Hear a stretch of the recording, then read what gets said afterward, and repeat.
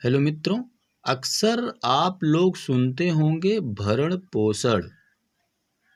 इससे संबंधित मुकदमा चल रहा है। किसी को भरण पोषण नहीं मिल रहा है, किसी को भरण पोषण देना पड़ रहा है। तो आखिर भरण पोषण के अंतर्गत क्या क्या चीज़ें आती हैं, कानून क्या कहता है, आज की वीडियो में हम लोग जानेंगे।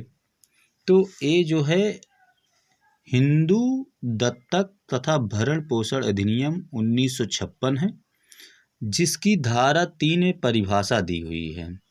तो उसमें धारा 3 के ख में दिया गया है भरण पोषण के अंतर्गत यानी मेंटेनेंस के अंतर्गत क्या क्या चीज़ें आती हैं। फर्स्ट है इसमें, सब दशाओं में भोजन, वस्त्र, आवास, शिक्षा और चिकित्सीय परिचर्या और इलाज के लिए उपबंध आता है। दूसरा है, अविवाहित पुत्री की दशा में उसके विवाह के युक्त और प्रासंगिक व्यय भी आते हैं।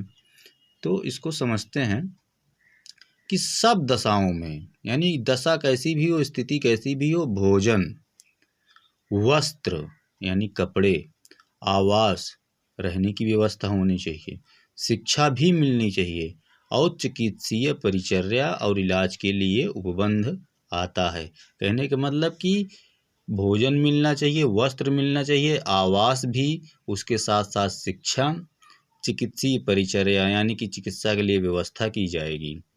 फिर दूसरा है, अविवाहित पुत्री की दशा में, यदि पुत्री है और उसकी शादी नहीं हुई है, अविवाहित है, उस दशा में उसके विवाह के युक्त मतलब रीजनेबल, यानी कि जो उचित हो, उचित और प्रासंगिक व्यय भी आते हैं। प्रासंगिक मतलब उससे रिलेटेड जो व्यय होते हैं, यानी जो खर्च होते हैं, ये सारी चीज़ें भरण पोषण के अंतर्गत आती हैं।